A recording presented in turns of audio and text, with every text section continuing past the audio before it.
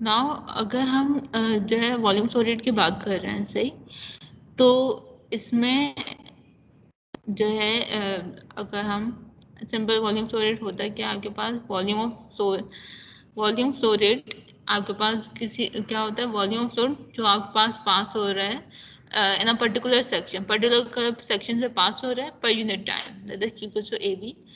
Typical volume flow rates आपके पास क्या है फॉर वैरायटी ऑफ सिस्टम्स, या आपके पास गिवन है इस टेबल में, यानी रिस्पेक्ट टू सिस्टम और जो आपके पास फ्लोट है, सही। For example reciprocating pump type of system है, उसमें क्या यूज हो रहा है, heavy fluids and slurry, so उनके फ्लो रेट्स क्या है 0.9 to 7.5 metre cube per hour. सीधा इंडस्ट्रियल ऑयल हाइड्रोलिक सिस्टम्स है, इसके जो फ्लो रेट जो है वो आपके पास 0.6 है मीटर क्यूब पर आवर। इसी तरह hydraulic system for mobile equipment है 6 to 36। इसी तरह सेंट्रीफ्यूगल पंप्स हैं in chemical processes, they have the flow rate of 2.4 to 270 metre cube per hour. Flood control and drainage pumps के जो flow rate है that is 12 to 240 metre cube per hour. Centrifugal pumps handling mine paste जो है इनका flow rate है 2.4 to 900 metre cube per our and centrifugal fire fighting pumps का flow rate है 08 to 570 metre cube per our.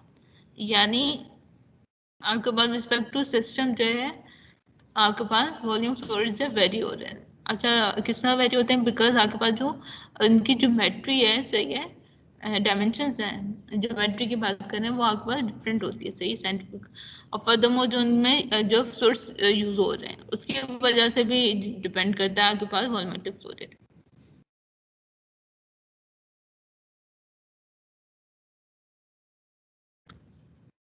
Now weight flow rate is the weight of fluid जो flow हो रहा है in through a particular section पर unit time.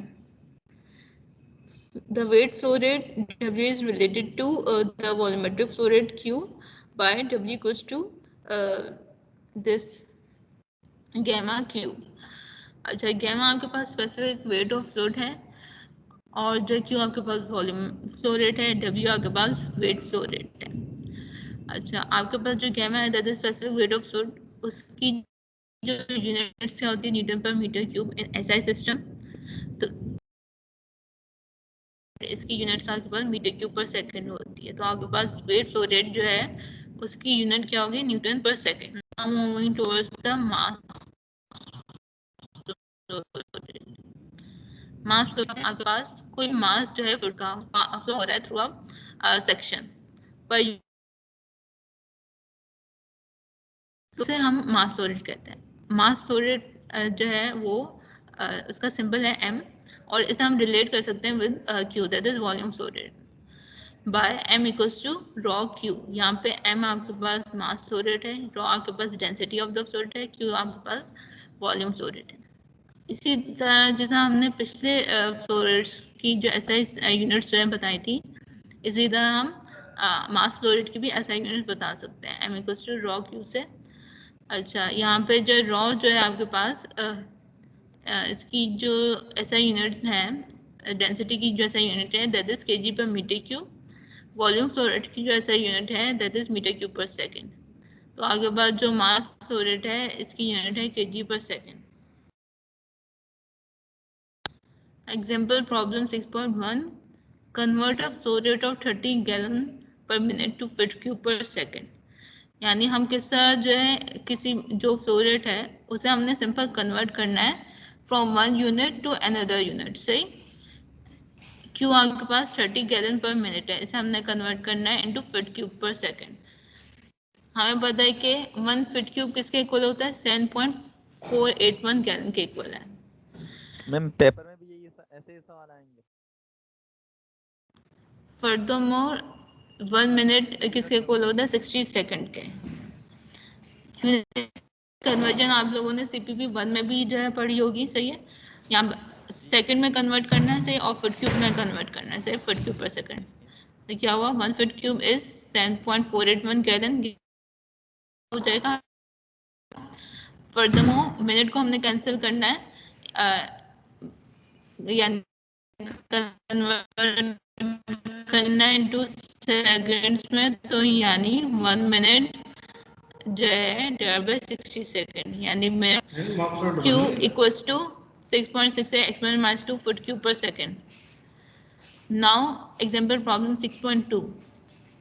Convert करना है convert करना है flow rate of 600 litre per minute to metre cube per second. यानी Q को हमने, क्योंकि जो यूनिट है वो लीटर पर मिनट में है, सही है, उसे हमें मीटर क्यूब पर सेकंड में करना है.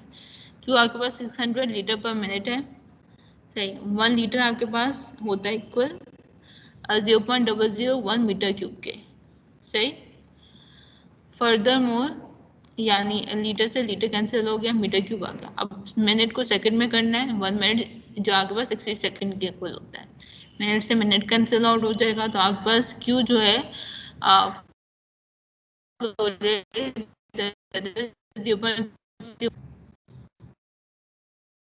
now convert a flow rate of 30 gallon per minute to liter per minute.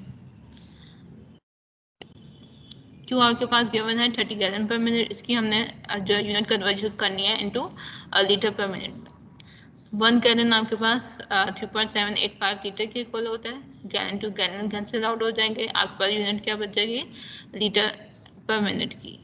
सो यहाँ पे लीटर पर मिनट आएगा. That is Q equal to 113.6 litre per minute. इससे न्यूमेरिकल आएंगे पेपर में. मैडम ये प्रॉब्लम्स जो भी आपने पढ़ाई है जी, litre per minute. Now continuity equation. Continuity equation की अगर हम बात करें सबसे पहले, तो it is a method of calculating the velocity of flow of fluid in a closed pipe system which depends on the principle of continuity. यानी किसी भी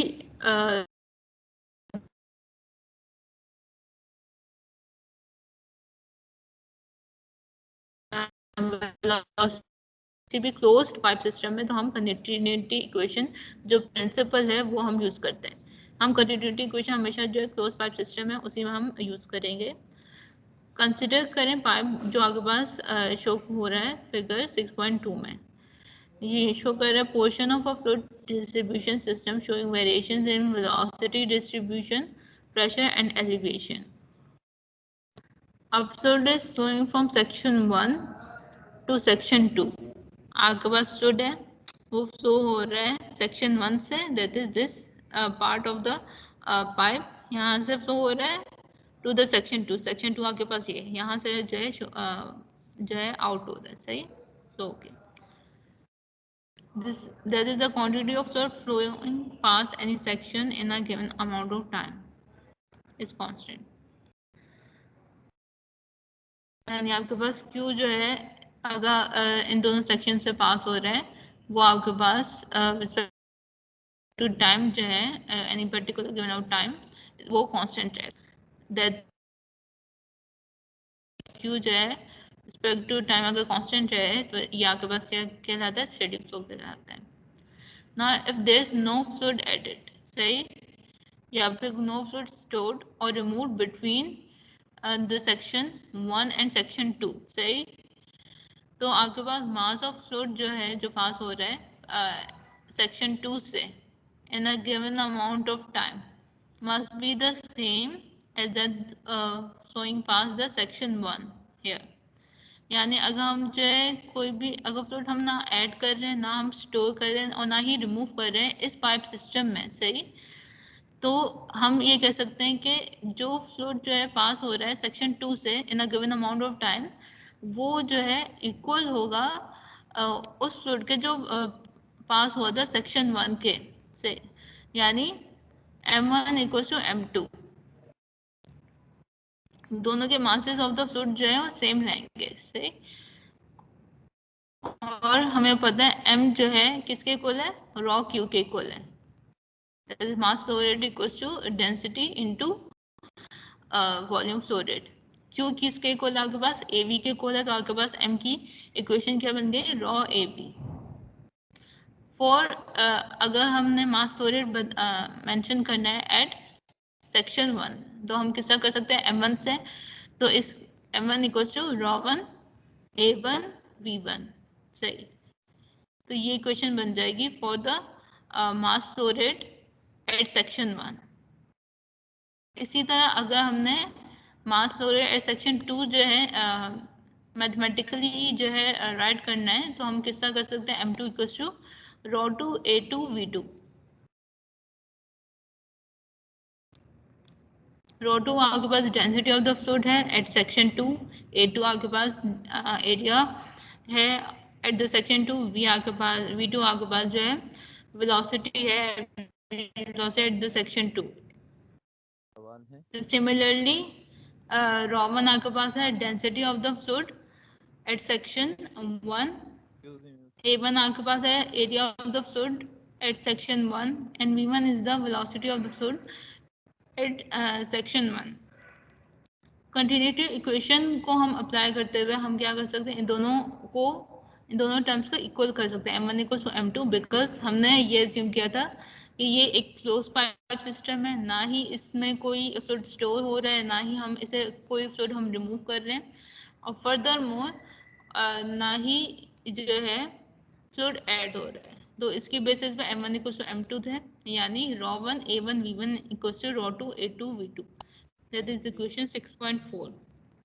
सवाल है कि क्या सवाल है मिस, ये जो कंटिन्यूटी इक्वेशन है क्या ये वन डायमेंशन या टू डायमेंशन दोनों के लिए एप्लीकेबल है या सिर्फ आवाज बहुत आहिस्ता आ रही है आपकी। सवाल ये है मिस कि ये जो कंटिन्यूटी जो इस पाइप से ना लिक्विड फ्लो करेगा, जी ये सिर्फ वन डायमेंशन में फ्लो करे या टू डायमेंशन में फ्लो करे या थ्री डायमेंशन में, जैसे आपने पिछली क्लास में पढ़ाया था ना, तो उससे रिलेटेड ये क्वेश्चन है कि इसमें लिक्विड वन डायमेंशन में फ्लो करेंगे या टू डायमेंशन में।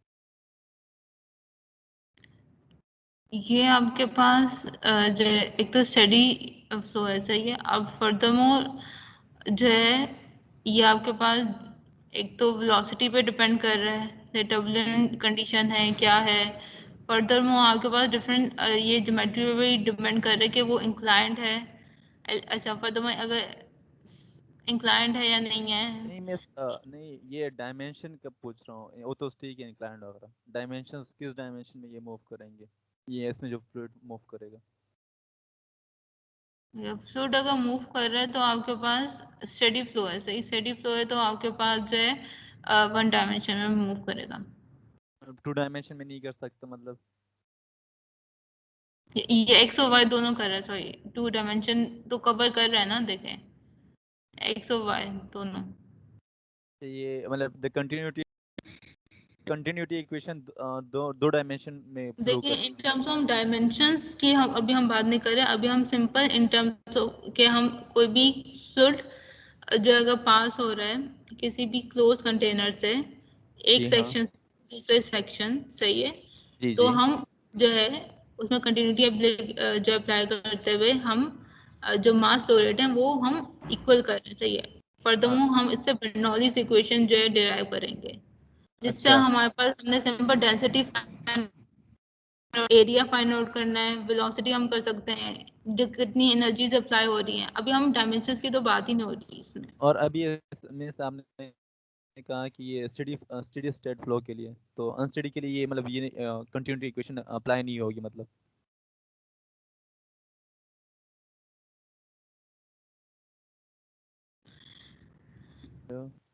जी मिस। ठीक है, यहाँ पे एजम्पशंस दी हुई थी कि आपके पास जो है, हाँ, ये आपके पास स्टेडी स्टेट पे जो है ही अप्लाई हो रही होगी। अच्छा स्टेडी, मैं जरा स्टेडी स्टेट फ्लो ये की टाइम अगर कांस्टेंट है। अच्छा एक तौर से एक्सप्लेन करेंगे स्टेडी स्टेट फ्लो को। स्टेडी स्टेट फ्लो वो होता है जब आपके पास कोई भी क्वांटिटी ऑफ फ्लूइड जो है वो पास हो रही है किसी भी सेक्शन से in a given amount of time, वो कांस्टेंट रहे, यानी आपके पास क्यू कांस्टेंट रहे।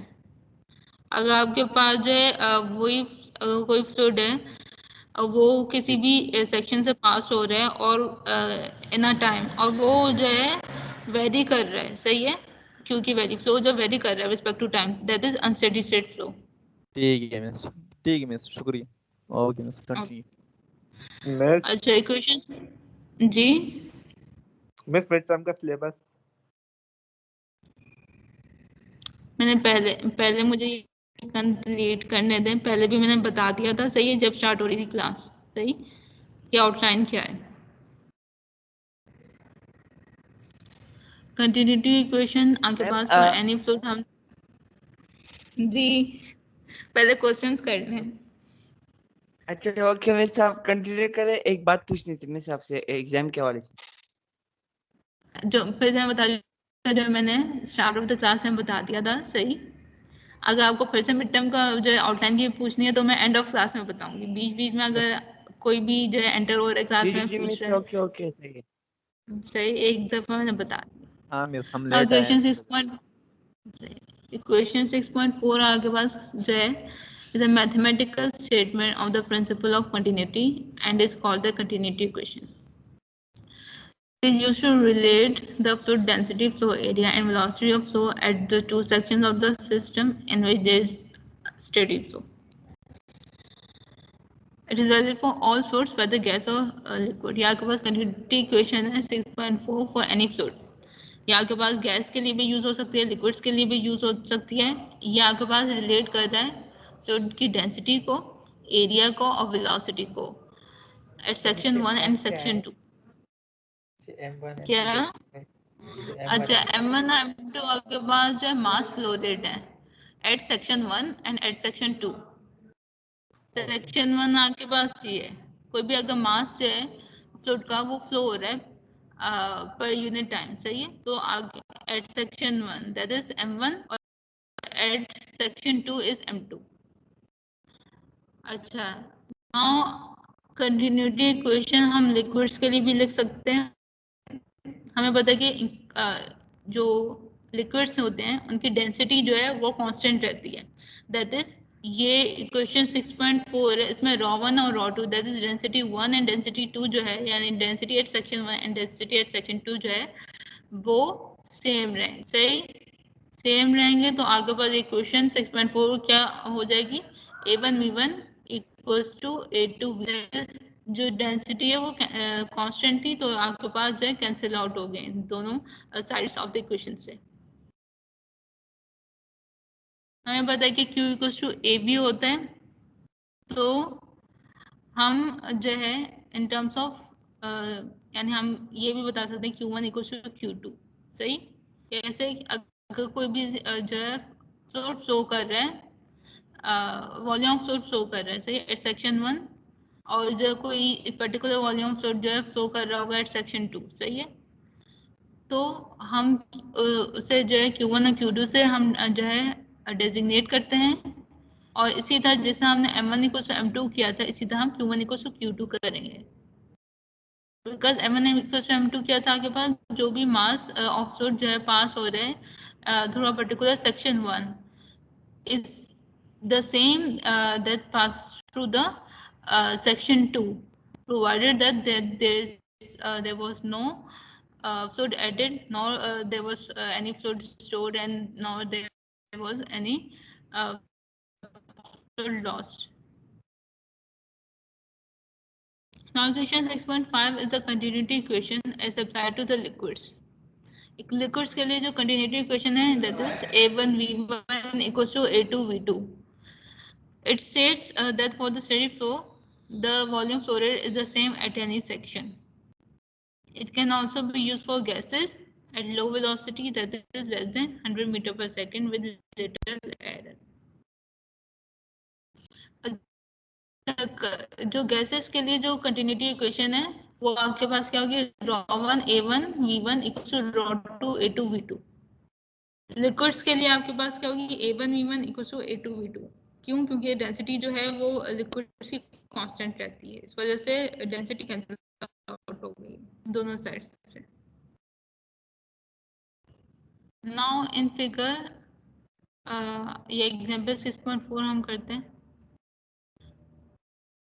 अभी अजान हो रही है, अजान के बाद जो है ये एग्जांपल कैरी आउट करेंगे।